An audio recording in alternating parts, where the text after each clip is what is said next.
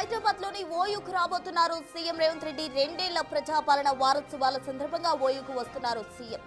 ఓయూకు వరాల జల్లు 1000 కోట్లు కేటాయించింది ప్రభుత్వం. మధ్యాహ్నం 12 గంటలకు ఆర్ట్స్ కాలేజ్ సభలో ప్రకటిస్తారు. విద్యార్థులతో చర్చించి అభివృద్ధి నిర్ణయాలు, కీలక భరోసాలు ఇవ్వనున్నారు సీఎం. అంతర్జాతీయ స్థాయిలో చారిత్రక విశ్వవిద్యాలయంగా ఓయూ అభివృద్ధి జరగనుంది.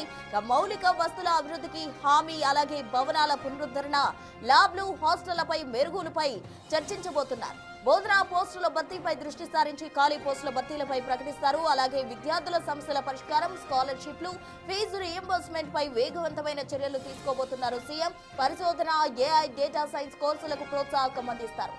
క్యాంపస్ సమస్యల పరిష్కారానికి ప్రత్యేక సమీక్ష కమిటీ ఏర్పాటు చేసే అవకాశం ఉంది.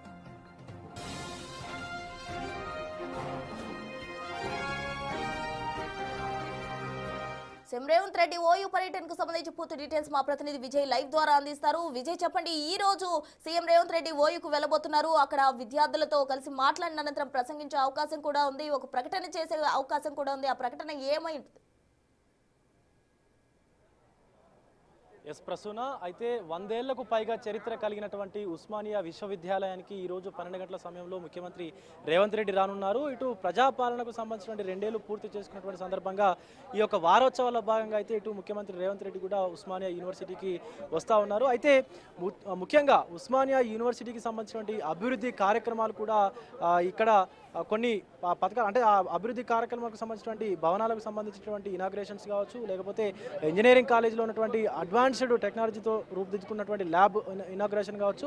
సో ఇలా పలు అభివృద్ధి కార్యక్రమాలకైతే ముఖ్యమంత్రి రేవంత్ రెడ్డి ఇక్కడి నుంచి శ్రీకారం అయితే చుట్టనున్నారు. ఈరోజు 12 గంటల సమయంలో ఈ సభా ప్రాంగణానికి చేరుకున్నటువంటి తర్వాత ఒక సమావేశం ఏర్పాటు చేసి ఆ సమావేశంలో బహిరంగ సభలో మాట్లాడుతున్నారు ముఖ్యమంత్రి. అనంతరం విద్యార్థులతో కూడా చర్చించి వారికి అనేక భరోసాలను కూడా కల్పించారు. ఎందుకంటే గతంలో ఆగస్టు నెలలో చూసుకున్నట్లయితే ఇక్కడ ఠాగూర్ ఆడిటోరియంలో, ఆ ఠాగూర్ ఆడిటోరియం వేదికగా కూడా విద్యార్థులకైతే హామీలు కూడా ఇచ్చారు ముఖ్యమంత్రి.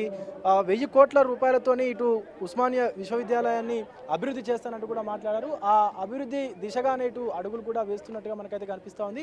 ముఖ్యంగా ఇటు ఎవరైతే విద్యార్థులు ఉన్నారో విద్యార్థులకు సంబంధించినటువంటి మౌలిక సదుపాయాలు కావచ్చు, అలాగే వారికి సంబంధించినటువంటి ఏదైతే వాళ్ళకి అవసరాలు ఉన్నాయో ఆ అవసరాలకు సంబంధించి కూడా తీర్చే విధంగా అయితే ఇటు ముఖ్యమంత్రి అడుగులు వేస్తున్నట్టు కూడా తెలుస్తుంది. కొంతమంది విద్యార్థి నాయకులు ఉన్నారు, మాట్లాడదాం. అన్న, ఎలా జరగబోతోంది ఈ సభ? అలాగే ఇక్కడ ఉన్నటువంటి ఉస్మానియా విద్యార్థులకు ఇంకా అవసరాలు ఏమున్నాయి?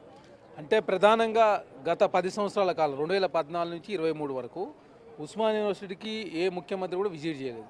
అదే కాకుండా ఉస్మానియా యూనివర్సిటీని మౌలిక వసతుల విషయంలో, ఎందుకంటే 2009 నుంచి 2014 వరకు తెలంగాణ ఉద్యమంలో మమేకమై ఇక్కడ ఎలాంటి రీసెర్చ్ కానీ అదేవిధంగా క్లాసులు జరగని పరిస్థితి మనం చూసినాం.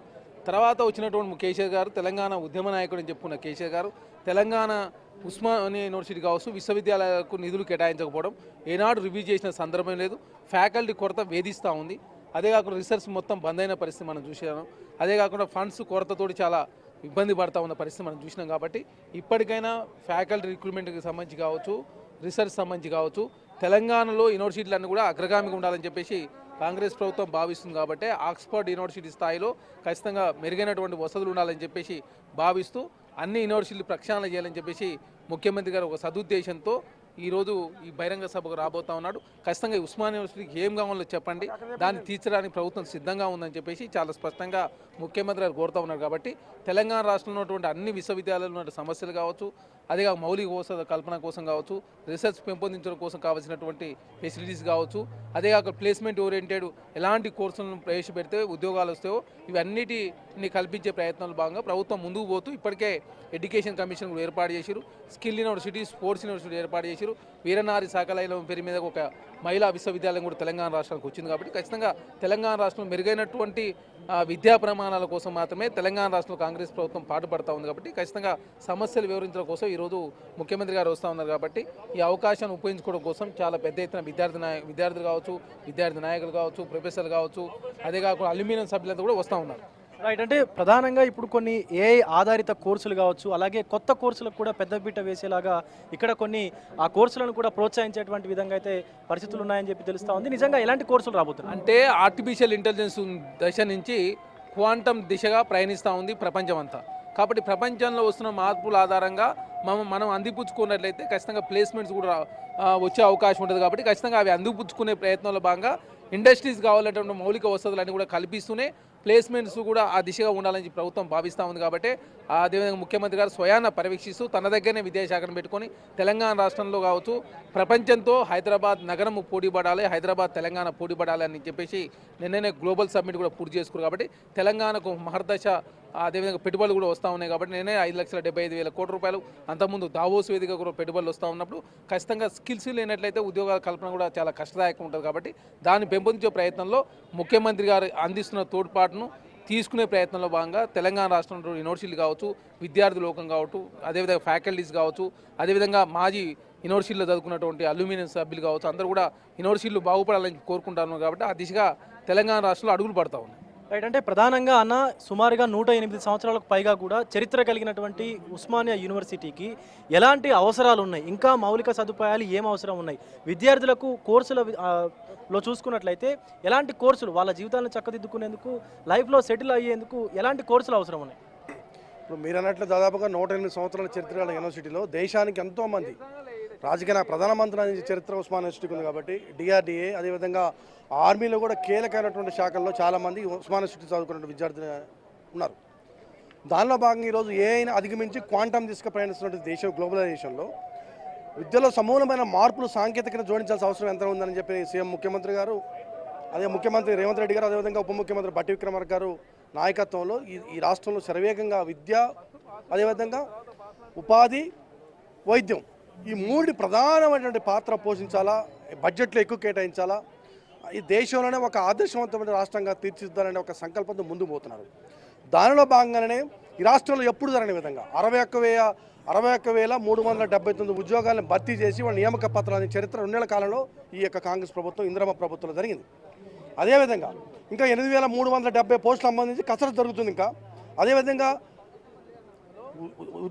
ఈ ప్రభుత్వం ఏర్పడిన మొదటి సంవత్సరంలోనే దాదాపుగా 10,000 డిఎస్సి నిర్వహించి 10,000 టీచర్ పోస్టులు భర్తీ చేసి నియామకాలు ఇవ్వడం జరిగింది. అదేవిధంగా కానిస్టేబుల్ సంబంధించి 16,000 పోస్టులు సంబంధించి అది చాలా కాంప్లికేటెడ్గా సంబంధించి కొన్ని అభ్యంతరాలు ఉంటే అభ్యంతరం అధిగమించి ఈరోజు వాళ్ళందరూ నియామక పత్రాలు ఇచ్చి ఉద్యోగాల్లో జరిగినటువంటి అదే వెల్త్కి సంబంధించి ప్రతి అంశాల్లో కూడా ఈరోజు ఈ ప్రజాప్రభుత్వంలో ఇందిరమ్మ ప్రభుత్వంలో ప్రజలందరూ కూడా శాంతియుతంగా ప్రజాయుతంగా పరిపాలన చేయాలి, పేదలందరూ కూడా ఉద్యోగాలు కల్పించాలి. ఈ రాష్ట్రం ఏర్పడిందే బడుగు బలహీన వర్గాల కోసం, ఈ రాష్ట్రం ఏర్పడిందే ఉద్యోగాల కోసము, ఈ రాష్ట్రం ఏర్పడిందే నీళ్లు నిధులు నియామకాల కోసం. కాబట్టి ఆ నియామకాల కోసము విద్యా ప్రమాణాలు పెంచాలి. ఉస్మానియా యూనివర్సిటీ చరిత్రలో దేశంలో ఒక అగ్రగామి యూనివర్సిటీ తీర్చిదిద్దాలని ఒక లక్ష్యంతో ఈరోజు ముఖ్యమంత్రి గారు వస్తున్నారు. వారి ఆధ్వర్యంలో ఏమి కావాలా, ఇంకే విధమైనటువంటి నియామకాలు కానీ అదేవిధంగా విద్యా ప్రమాణం కానీ డిస్కస్ జరుగుతుంది.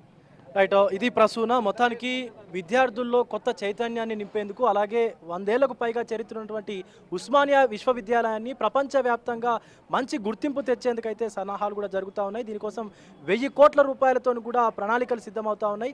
కొత్త కోర్సులను వారి జీవితాలను మార్చుకునేందుకు ఆధారిత కోర్సులు కావచ్చు, డేటా ఆధారిత కోర్సులు కావచ్చు, ఇవన్నీ కూడా కొత్త కోర్సులను ఇంట్రడ్యూస్ చేయబోతా ఉన్నారు. ముఖ్యంగా సీఎం కూడా ఈరోజు ఇక్కడికి రానున్నారు కాబట్టి వారికి విద్యార్థులకు కూడా మరిన్ని భరోసాలు అయితే ఇవ్వనున్నారు Prasuna. Right, thank you Vijay. మొత్తంగా సీఎం రేవంత్ రెడ్డి ఇవాళ ఓయూకు వెళ్ళబోతున్నారు. అక్కడ 12 గంటల సమయంలో కీలకమైన ప్రకటన చేస్తారు సీఎం రేవంత్ రెడ్డి. ఈ నేపథ్యంలో విద్యార్థులకు మరింత కూడా దీనికి సంబంధించి ప్లస్ పాయింట్ అయ్యే అవకాశం కూడా కనిపిస్తోంది.